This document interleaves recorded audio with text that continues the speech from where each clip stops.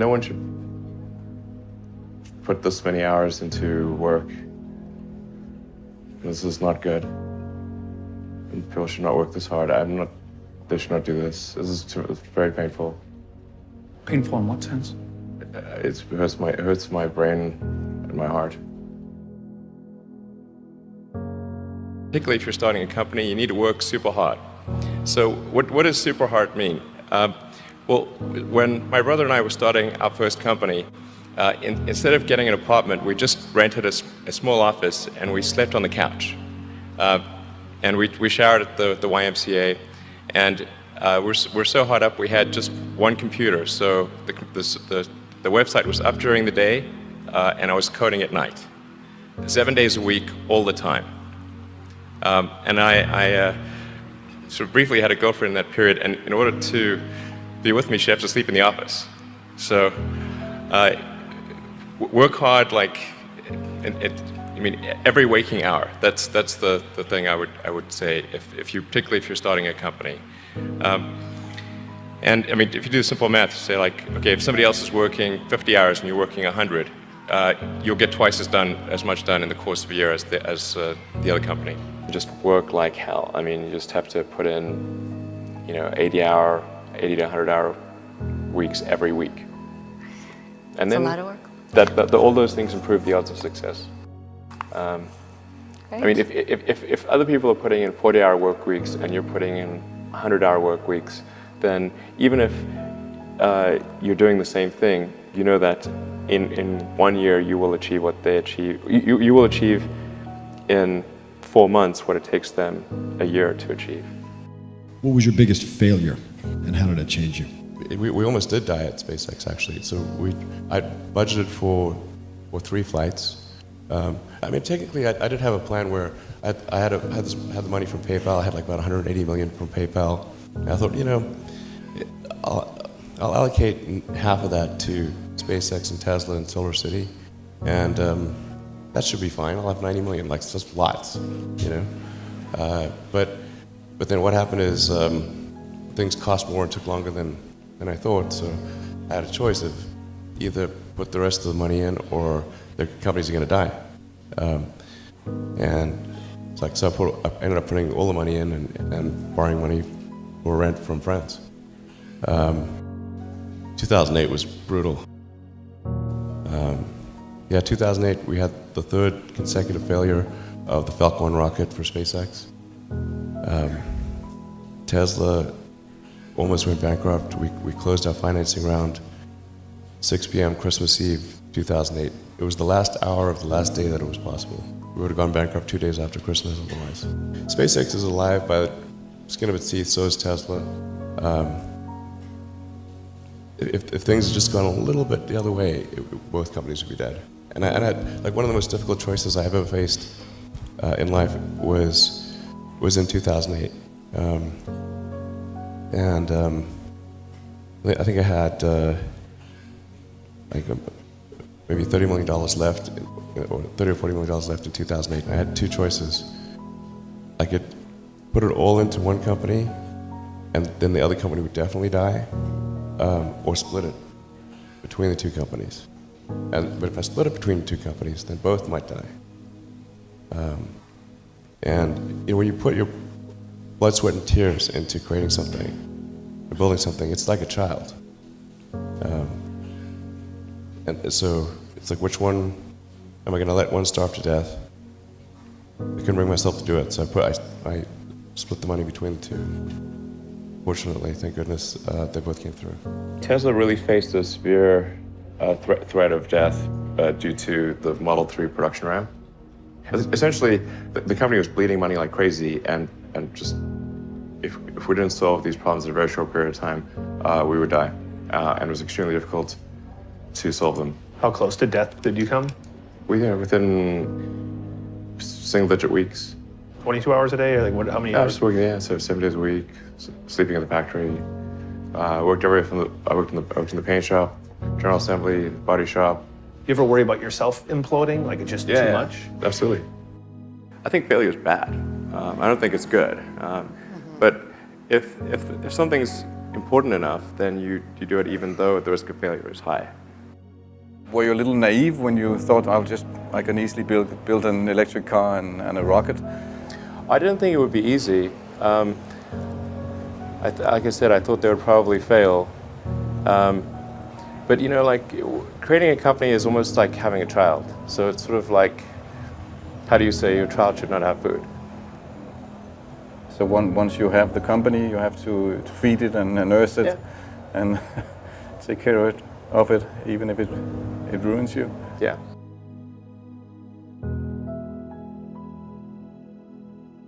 But I suppose there were some tough times in 2008, end of 2008.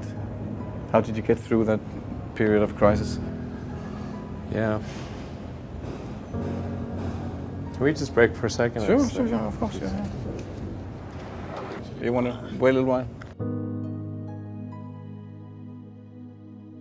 Man, I sure hope it was worth it. Sure hope so. Pardon me? Sure hope it was worth it. Well, there's a ton of failures along the way, that's for sure. Like I said, as I said, for SpaceX, the first 3 launches failed. And we actually were just barely able to scrape together enough parts and money to do the 4th launch. If that 4th launch had failed, we would have been dead. So multiple failures along the way. I tried very hard to get the right expertise in for SpaceX. I tried hard to find a great chief engineer for the rocket, but the good chief engineers wouldn't join, and the bad ones, well, there was no point in hiring them. So I ended up being chief engineer of the rocket. So if I could have found somebody better, then we would have maybe had less than 3 failures. When you had that 3rd failure in a row, did you think, I need to pack this in? Never. Why not? I don't ever give up. I mean, I'd have to be dead or completely incapacitated. You know, there are American heroes who don't like this idea. Neil Armstrong, Gene Cernan have both testified against commercial spaceflight in the way that you're developing it, and I wonder what you think of that. I was very sad to see that, because those guys are, those guys are heroes of mine, so it's really tough. I wish they would come and visit and see the hardware that we're doing here. And I think that would change their mind. They inspired you to do this, didn't they? Yes. And to see them casting stones in your direction. It's difficult. Did you expect them to cheer you on? So they're hoping they would. Something that can be helpful is fatalism, to some degree. If you just accept the probabilities, then that diminishes fear. When starting SpaceX, I thought the odds of success were less than 10%. And I just accepted that actually probably I would just lose everything.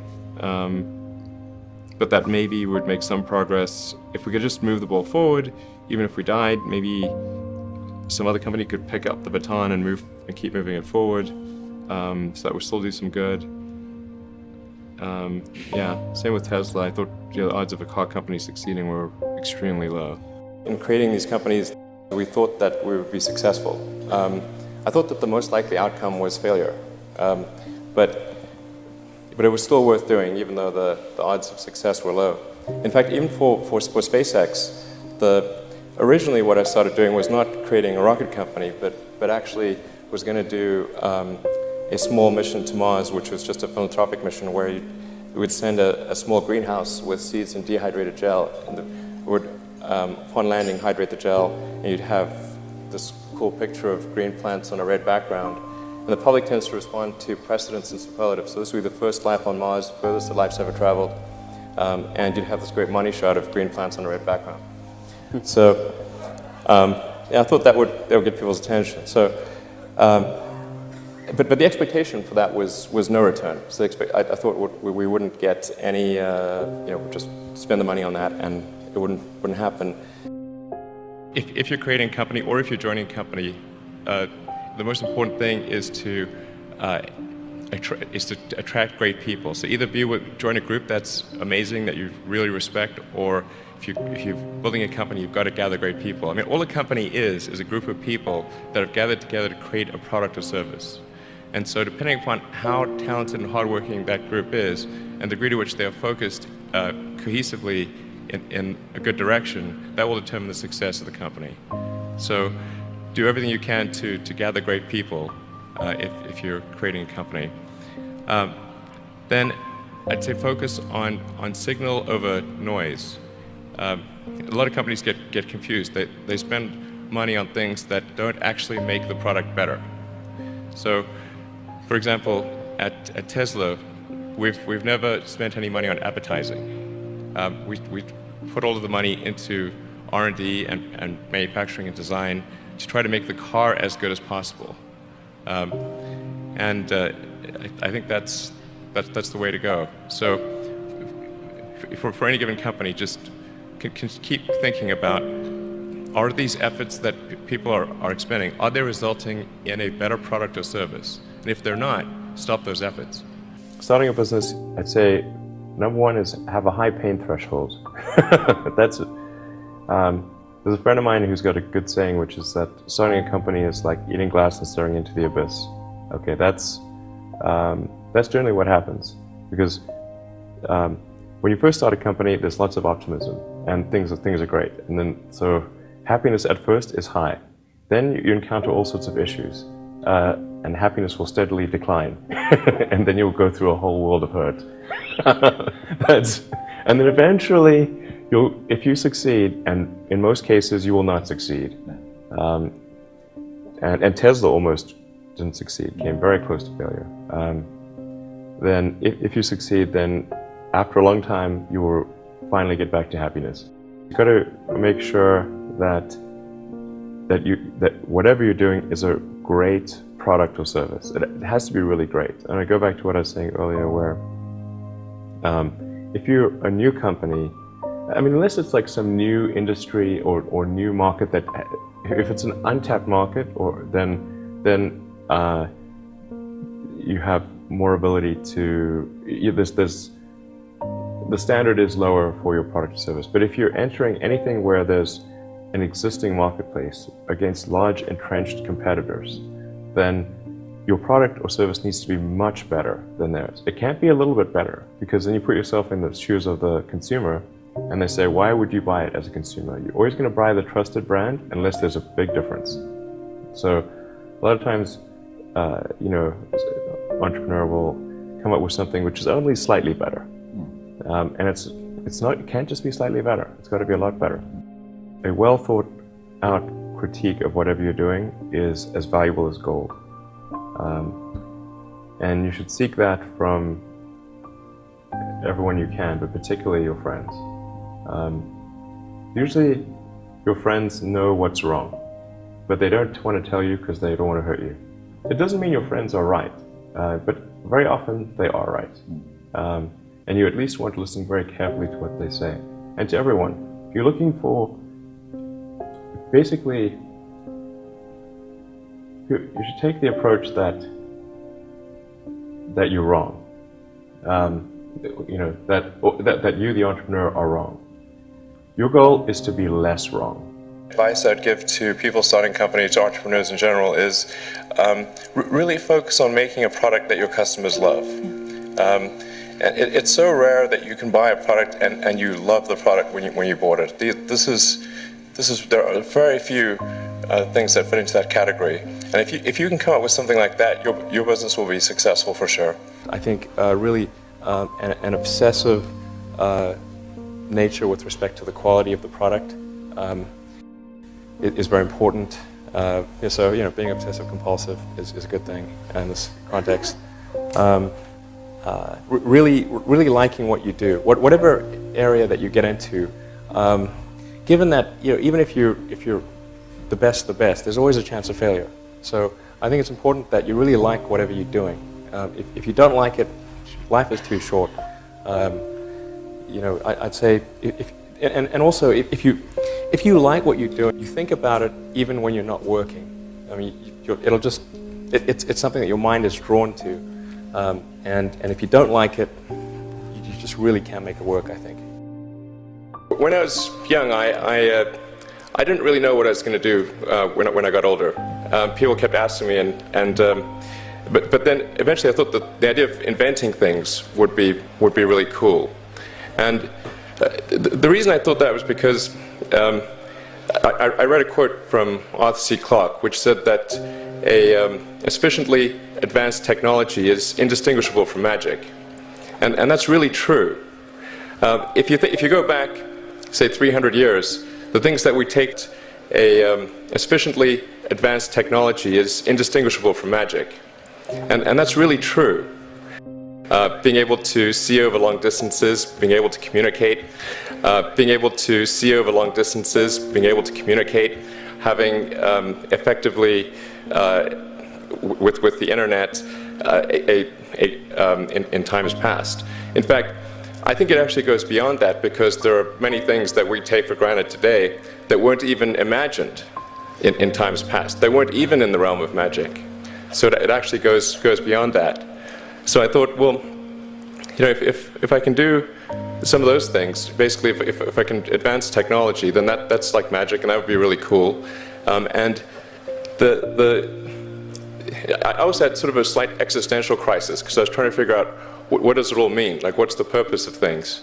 And I came to the conclusion that if we can advance the knowledge of the world, if we can do things that expand the scope and scale of consciousness, then we're better able to ask the right questions and become more enlightened, and that's really the only way forward.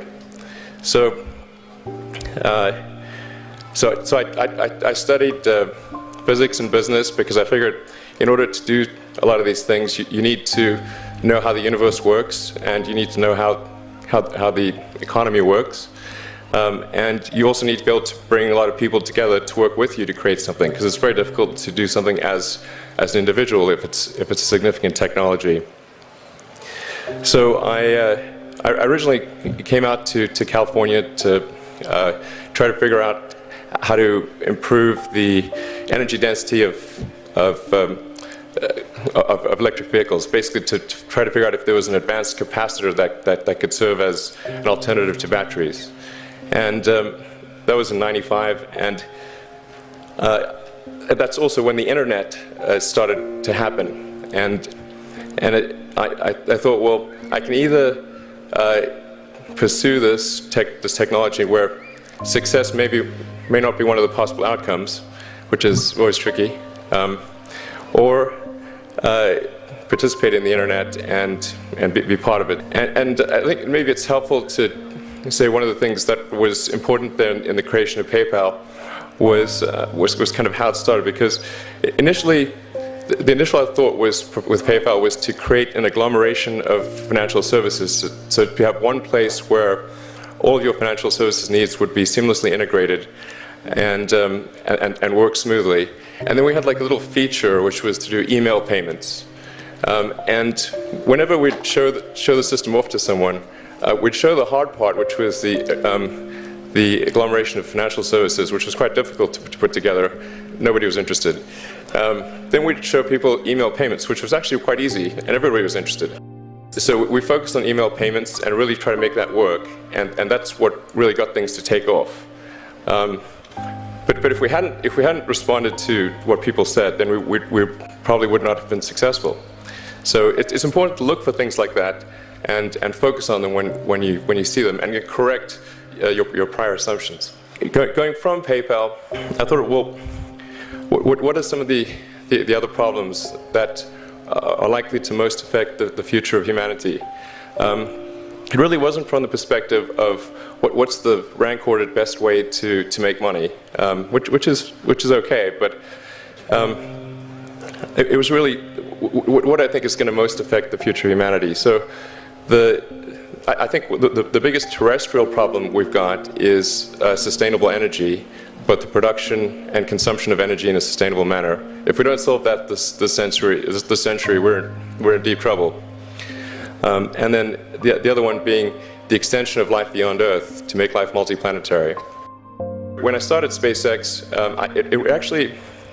initially I thought that well, there's no way one could possibly start a rocket company. I wasn't that crazy. But then I thought, well, what is a way to increase NASA's budget? That was actually my initial goal. So obviously, the financial outcome from such a mission would probably be zero. So anything better than that was on the upside. So I actually went to Russia 3 times to look at buying a refurbished ICBM. And I can tell you it was very weird going there in 2000, late 2001, 2002, going to the Russian rocket forces and saying, I'd like to buy 2 of your biggest rockets, but you can keep the nuke.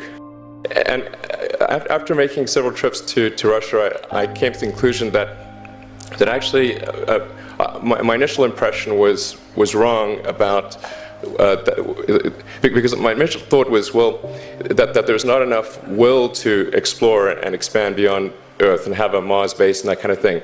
But I came to the conclusion that was wrong. In fact, there's plenty of will, particularly in the United States, because the United States is a nation of explorers, of people who came here from other parts of the world. And I think the United States is really a distillation of the spirit of human exploration.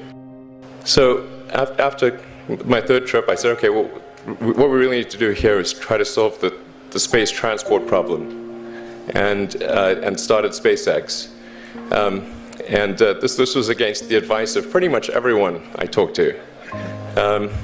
One friend made me sit down and watch a bunch of videos of rockets blowing up. Let me tell you, he wasn't far wrong.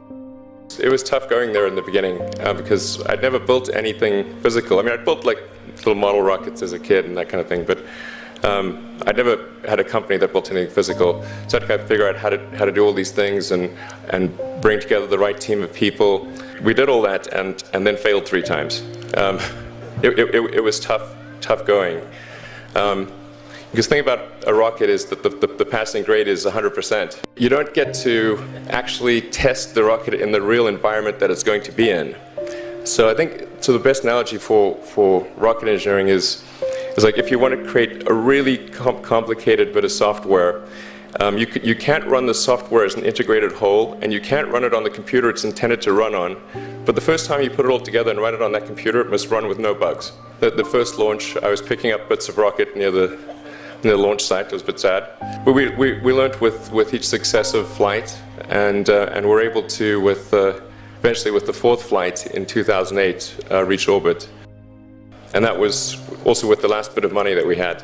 So we got the Falcon 1 to orbit, and then began to scale that up to the Falcon 9, which is about an order of magnitude more thrust. It's around 1 million pounds of thrust.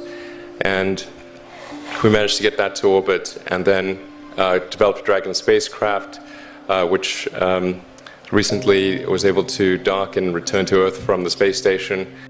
So it's a huge relief. Still can't quite believe it actually happened. But there's a lot more that must happen beyond this in order for humanity to become a spacefaring civilization, ultimately a multi-planet species. And that's something I think it's vitally important, and I hope that some of you will participate in that, either at SpaceX or at other companies, because it's just really one of the most important things for the preservation and extension of consciousness. I mean, it's worth noting, as I'm sure people are aware, the Earth has been around for 4 billion years, and civilization, at least in terms of having writing, has been around for 10,000 years, and that's being generous. So it's really somewhat of a tenuous existence that civilization and consciousness, as we know it, has been on Earth. And I think I'm actually fairly optimistic about the future of Earth. So I don't want to sort of people to have the wrong impression that I think we're all about to die. I think things will most likely be okay for a long time on Earth, but not for sure, but most likely. But even if it's sort of 99% likely, a 1% chance is still worth spending a fair bit of effort to ensure that we've backed up the biosphere, planetary redundancy, if you will, and so I think it's really quite important. And in order to do that, there's a breakthrough that needs to occur, which is to create a rapidly and completely reusable transport system to Mars, which is one of those things that's right on the borderline of impossible. But that's sort of the thing that we're going to try to achieve there with SpaceX. When I was a kid, I was wondering kind of what's the meaning of life? Like, why are we here? What's it all about? And I came to the conclusion that what really matters is trying to understand the right questions to ask.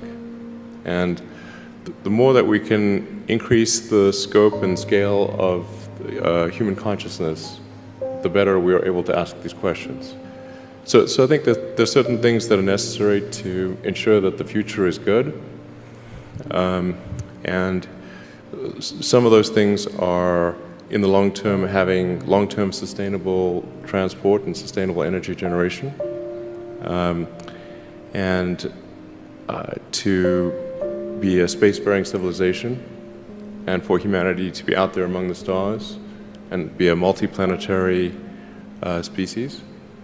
I think being a multi-planet species and being out there among the stars is important for the long-term survival of humanity, and that's one reason, kind of like life insurance for life collectively, life as we know it.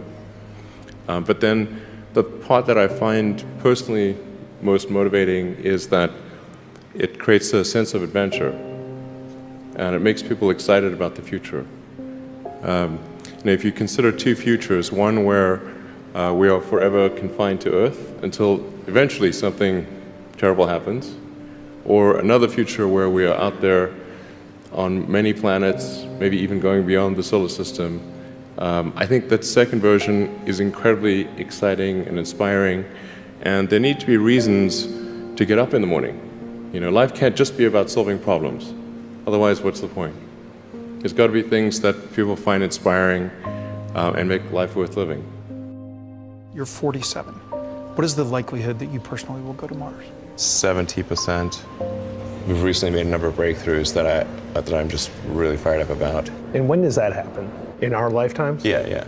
I'm talking about moving there. So it's like, if you can get the price per ticket maybe around $200,000.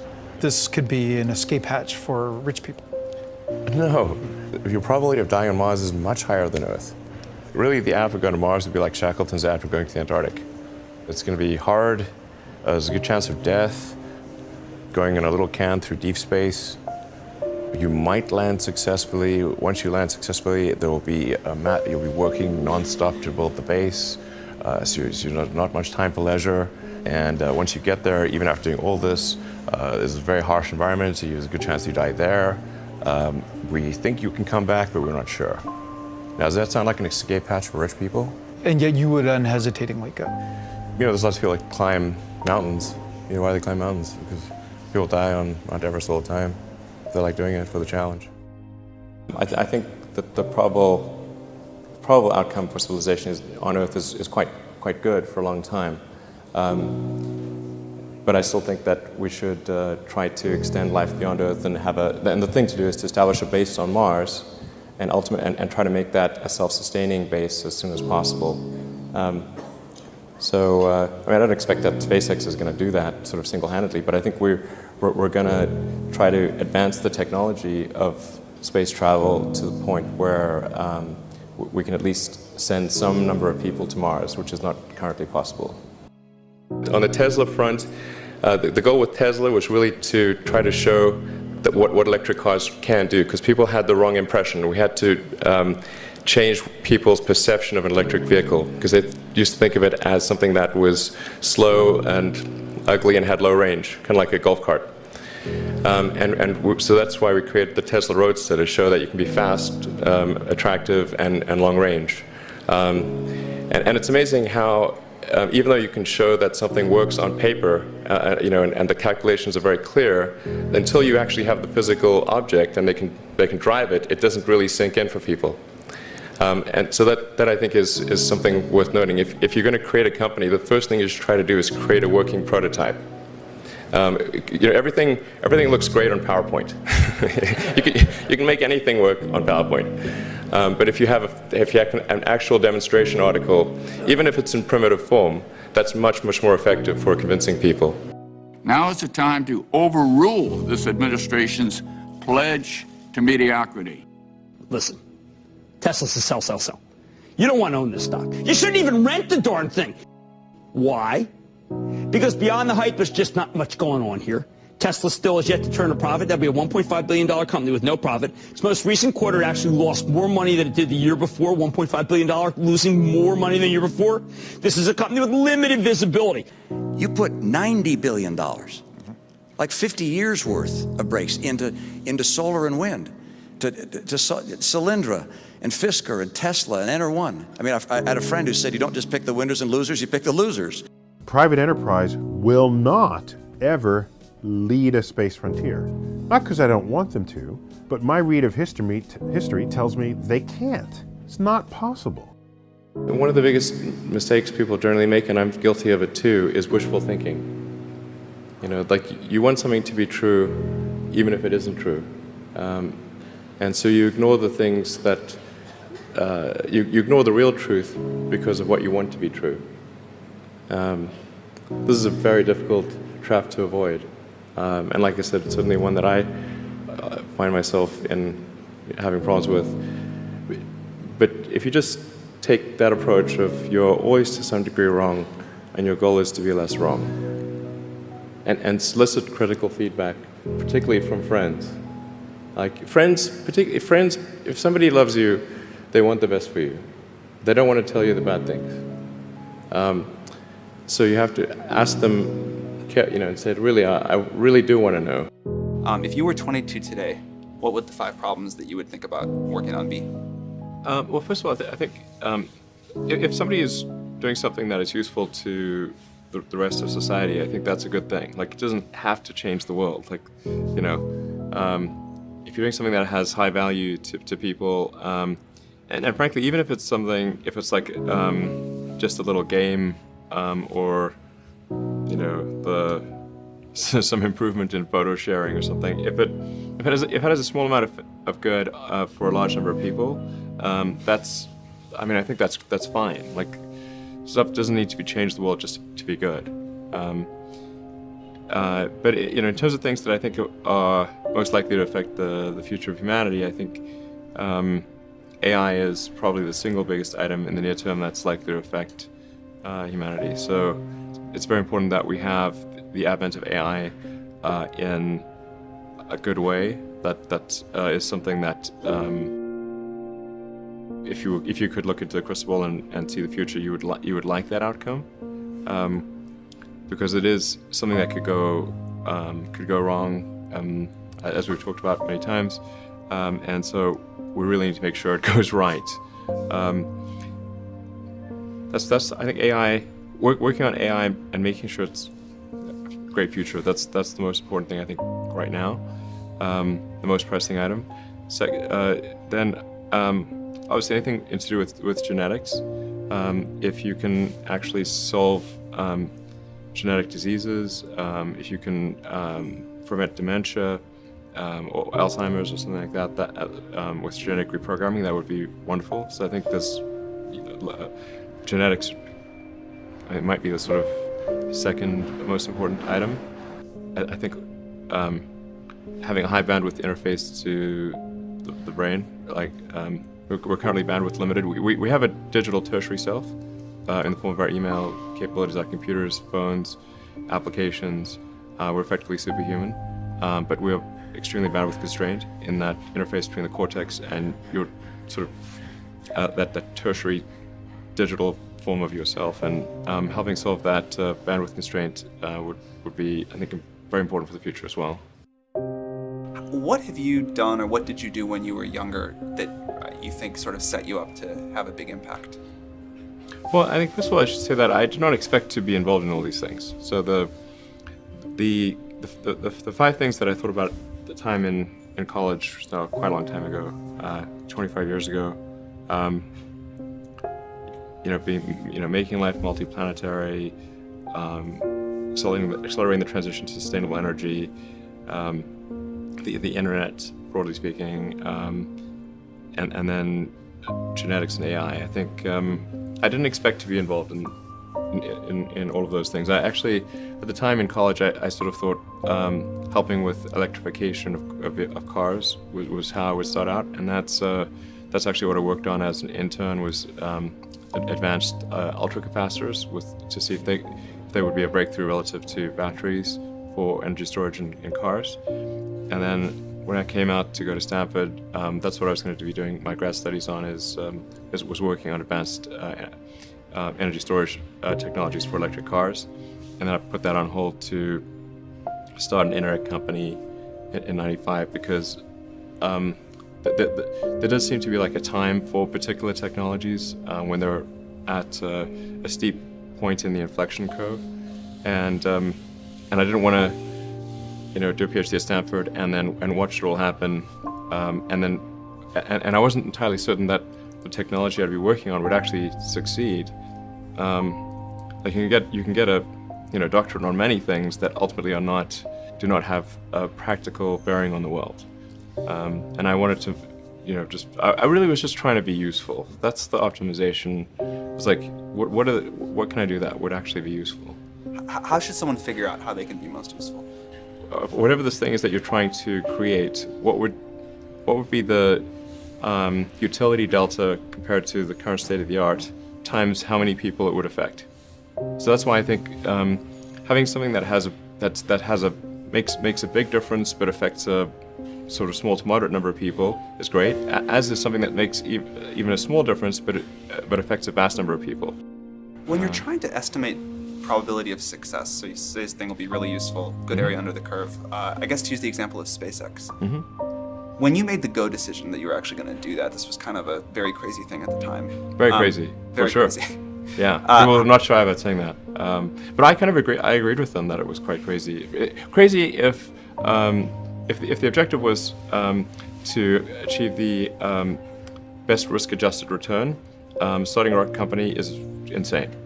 But that was not my objective. I'd simply come to the conclusion that if something didn't happen to improve rocket technology, we would be stuck on Earth forever. And the big aerospace companies had just had no interest in radical innovation. All they wanted to do was try to make their old technology slightly better every year, and in fact, sometimes it would actually get worse. And particularly in rockets, it's pretty bad. Like in '69, we were able to go to the moon with the Saturn V, and then the space shuttle could only take people to low Earth orbit, and then the space shuttle retired. I mean, that trend is basically trends to zero. People sometimes think technology just automatically gets better every year, but it actually doesn't. It only gets better if smart people work like crazy to make it better. That's how any technology actually gets better. And by itself, technology, if people don't work on it, actually will decline. I mean, you can look at the history of civilizations, many civilizations, and look at, say, ancient Egypt, where they were able to build these incredible pyramids, and then they basically forgot how to build pyramids. And then even hieroglyphics, they forgot how to read hieroglyphics. So we look at Rome and how they were able to build these incredible roadways and aqueducts and indoor plumbing, and they forgot how to do all of those things. And there are many such examples in history. So I think should always bear in mind that entropy is not on your side. You may have heard me say that it's good to think in terms of the physics approach of first principles, which is, rather than reasoning by analogy, you boil things down to the most fundamental truths you can imagine, and you reason up from there. And this is a good way to figure out if something really makes sense, or if it's just what everybody else is doing. It's hard to think that way. You can't think that way about everything. It takes a lot of effort. But if you're trying to do something new, it's the best way to think. And that framework was developed by physicists to figure out counterintuitive things like quantum mechanics. So it's really a powerful method. How do you think about making a decision when everyone tells you this is a crazy idea? Or where do you get the internal strength to do that? Well, first of all, I'd say I actually think I feel fear quite strongly. So it's not as though I just have the absence of fear. I feel it quite strongly. But there are just times when something is important enough, you believe in it enough, that you do it in spite of the fear. People shouldn't think, well, I feel fear about this and therefore I shouldn't do it. It's normal to feel fear. Like there'd have to be something mentally wrong if you didn't feel fear. If you have an advice to the young people globally who want to be like Elon Musk, what's your advice to them? I think that probably they shouldn't want to be. You? I think it sounds better than it is. Okay. Yeah, it's not as much fun being me as you'd think. I don't know. You don't think so? No. There's definitely, it could be worse for sure, but it's. I'm not sure I want to be me. So when everybody leaves, it's just Elon sitting at home, brushing his teeth, just a bunch of ideas bouncing around your head. When did you realize that that's not the case with most people? I think when I was, 5 or 6 or something. I thought I was insane. It was just strange. Because it was clear that other people did not, their mind wasn't exploding with ideas. It was like, that's strange. I don't think you'd necessarily want to be me. People would like it that much. It's very hard to turn it off. It's like a never-ending explosion. All the time. What do you think the odds of the Mars colony are at this point, today? Well, oddly enough, I actually think they're pretty good. At this point, I am certain there is a way. I'm certain that success is one of the possible outcomes for establishing a self-sustaining Mars colony, in fact, a growing Mars colony. I'm certain that that is possible, whereas until maybe a few years ago, I was not sure that success was even one of the possible outcomes. Some meaningful number of people going to Mars, I think this is potentially something that can be accomplished in about 10 years, maybe sooner, maybe 9 years. I need to make sure that SpaceX doesn't die between now and then, and that I don't die, or if I do die, that someone takes over who will continue that. You shouldn't go on the first launch. Yeah, exactly. The best of the available alternatives that I can come up with, and maybe somebody else can come up with a better approach or better outcome, is that we achieve democratization of AI technology, meaning that no one company or small set of individuals has control over advanced AI technology. I think that's very dangerous. It could also get stolen by somebody bad, like some evil dictator of a country could send their intelligence agency to go steal it and gain control. It just becomes a very unstable situation, I think, if you've got any incredibly powerful AI. You just don't know who's going to control that. So it's not as though I think that the risk is that the AI would develop a will of its own right off the bat. I think it's more the concern is that someone may use it in a way that is bad, and even if they weren't going to use it in a way that's bad, that somebody could take it from them and use it in a way that's bad. That I think is quite a big danger. So I think we must have democratization of AI technology and make it widely available. And that's the reason that obviously the rest of the team created OpenAI was to help with the help spread out AI technology so it doesn't get concentrated in the hands of a few. But then of course that needs to be combined with solving the high bandwidth interface to the cortex. Humans are so slow. Humans are so slow. Yes, exactly. But we already have a situation in our brain where we've got the cortex and the limbic system. And the limbic system is kind of that's the primitive brain. It's kind of like your instincts and whatnot. And then the cortex is the thinking upper part of the brain. Those two seem to work together quite well.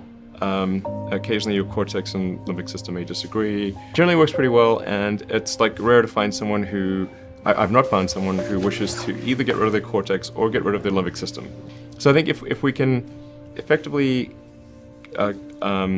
merge with AI by improving that the neural link between your cortex and your digital extension of yourself, which already, like I said, already exists, just has a bandwidth issue, and then effectively you become an AI human symbiote, and if that then is widespread with anyone who wants it can have it, then we solve the control problem as well.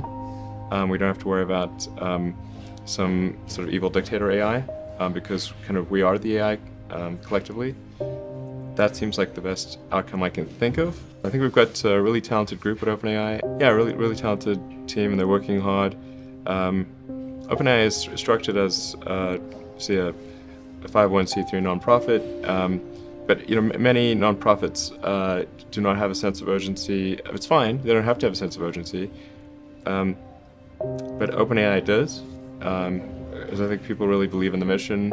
I think it's important, and it's about minimizing the risk of existential harm in the future. And so I think it's going well. I'm pretty impressed with what people are doing and the talent level.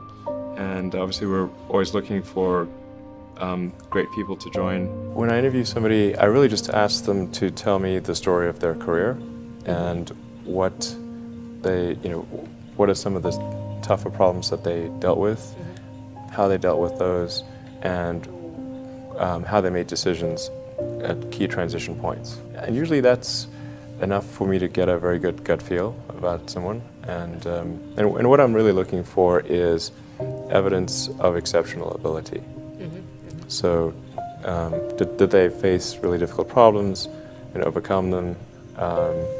And then of course you want to make sure that if there was some significant accomplishment, were they really responsible, or was somebody else more responsible?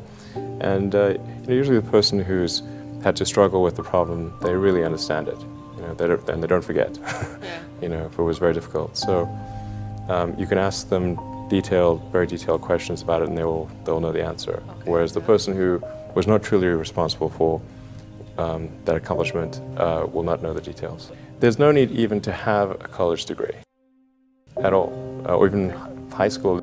I mean, if somebody graduated from a great university, that may be an indication that they will be capable of great things, but it's not necessarily the case.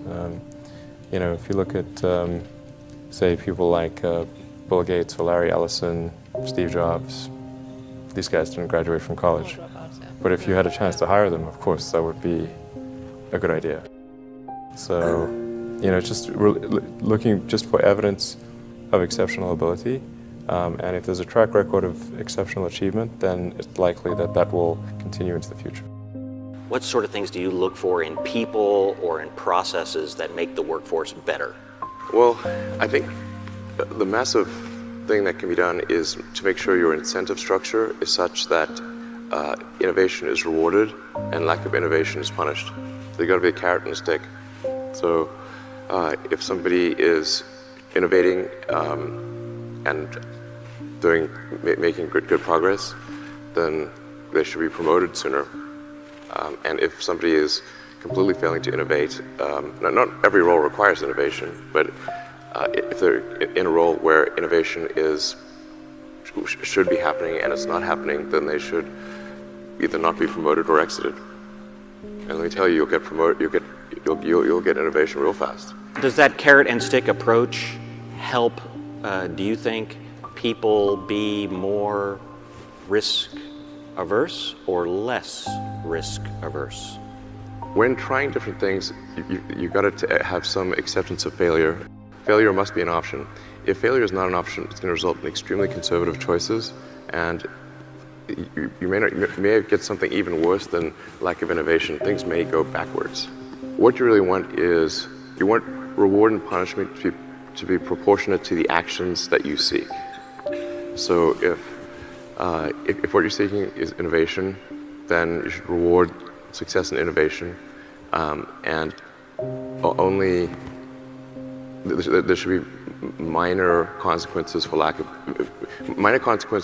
trying and failing. There should be minor. With significant rewards for trying and succeeding, minor consequences for trying and not succeeding, and major negative consequences for not trying. If you have that incentive structure, you will get innovation like you can't believe. The purpose of Neuralink, like what's our goal? Our goal is to solve important spine and brain problems with a seamlessly implanted device.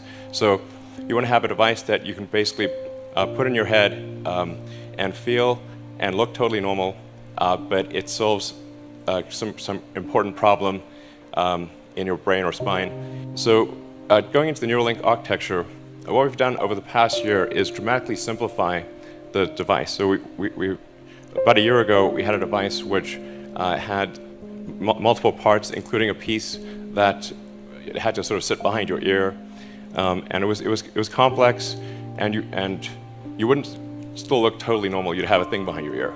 So we've simplified this to simply something that is about the size of a large coin, and it goes in your skull, replaces a piece of skull, and the wires then connect within a few centimeters or about an inch away from the device. And this is sort of what it looks like. This is our little device. I mean, frankly, to sort of simplify this, what we're, I mean, it's more complicated than this, but it's, in a lot of ways, it's kind of like a Fitbit in your skull with tiny wires. Our current prototype, version 0.9, has about 1,000 channels, so that's about 100 times better than the next best consumer device that's available. And it's a 23 millimeters by 8 millimeters. It actually fits quite nicely in your skull because your skull is about 10 millimeters thick. So it fits, it goes flush with your skull, it's invisible, and all you can see afterwards is that there's a tiny scar. And if it's under your hair, you can't see it at all. In fact, I could have a Neuralink right now, and you wouldn't know. It's also inductively charged, so it's charged in the same way that you charge a smartwatch or a phone. And so you can use it all day, charge it at night, and have full functionality. So you would really, it would be completely seamless, and yeah, no wires. In terms of getting a link, so that, you need to have the device, a great device, and you also need to have a great robot that puts in the electrodes and does the surgery. So you want the surgery to be as automated as possible, and the only way you can achieve the level of precision that's needed is with an advanced robot. The link procedure, the installation of a link, done in under an hour. So you can basically go in the morning and leave the hospital in the afternoon. And it can be done without general anesthesia. So this is our surgical robot.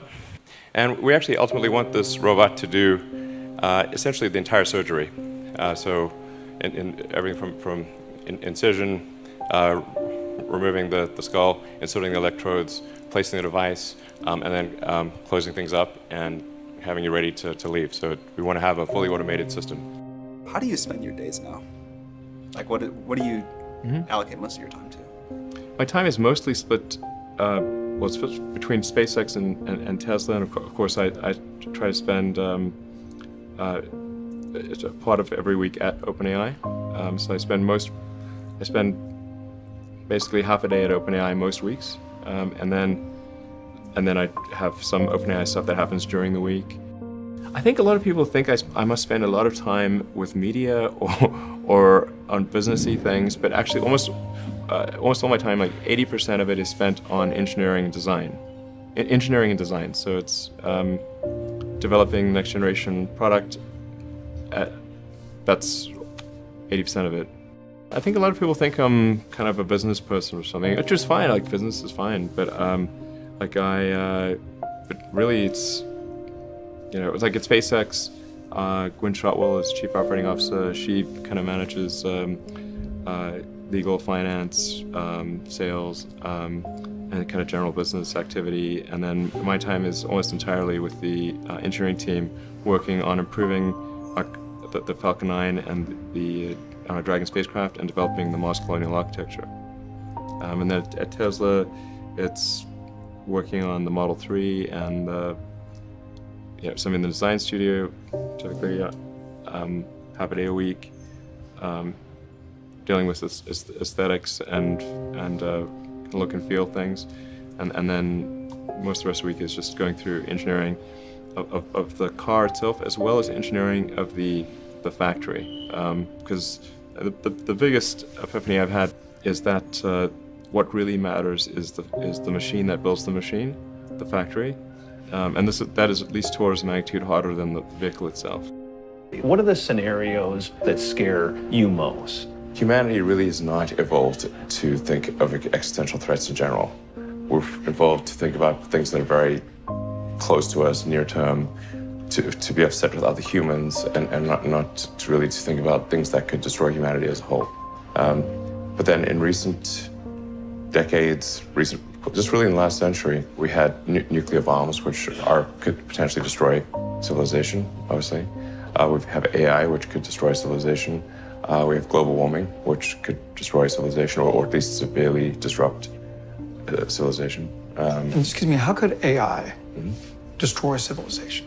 You know, it would be something the same way that humans destroyed the habitat of primates. I mean, it wouldn't necessarily be destroyed, but we might be relegated to a small corner of the world. When Homo sapiens became much smarter than other primates, it pushed all the other ones into small habitats. Couldn't AI, even in this moment, just with the technology that we have before us, be used in some fairly destructive ways? You could make a swarm of assassin drones for very little money by just taking the Face ID chip that's used in cell phones and having a small explosive charge and a standard drone, and have them just do a grid sweep of the building until they find the person they're looking for, ram into them and explode. You can do that right now. No new technology is needed. Right now. People just think this stuff is of sci-fi novels and movies, and it's so far away. But every time I hear you speak, it's like, well, no, this stuff is sitting. It's right here. Probably a bigger risk than being hunted down by a drone is that AI would be used to make incredibly effective propaganda that would not seem like propaganda. So these are deep fakes. Yeah, influence the direction of society, influence elections. Artificial intelligence just hones the message, looks at the feedback, makes this message slightly better. Within milliseconds, it can adapt its message and shift and react to news. And there's so many social media accounts out there that are not people. Like, how do you know it's a person, not a person? People look like they have a much better life than they really do. People are posting pictures of when they're really happy. They're modifying those pictures to be better looking. Even if they're not modifying the pictures, they're at least selecting the pictures for the best lighting, the best angle. So people basically seem they're way better looking than they basically really are. And they're way happier seeming than they really are. So if you look at everyone on Instagram, you might think, man, there are all these happy, beautiful people, and I'm not that good looking and I'm not happy. So I must suck, and that's gonna make people sad. When in fact, those people you think are super happy, actually not that happy. Some of them are really depressed. They're very sad. Some of the happiest seeming people, actually some of the saddest people in reality. So I think things like that can make people quite sad. This may sound corny, but love is the answer. Wouldn't hurt to have more love in the world. I think people should be nicer to each other and give more credit to others, and don't assume that they're mean until you know they're actually mean. It's easy to demonize people. You're usually wrong about it. People are nicer than you think. Give people more credit. There's going to be some amount of failure. But you want your net useful output to be maximized. Failure is essentially irrelevant unless it is catastrophic. The final thing I would encourage you to do is, now is the time to take risk. As you get older, your obligations increase. So and once you have a family, you start taking risk not just for yourself, but for your family as well. It gets much harder to do things that might not work out. So now is the time to do that before you have those obligations. So I would encourage you to take risks now. Do something bold. You won't regret it.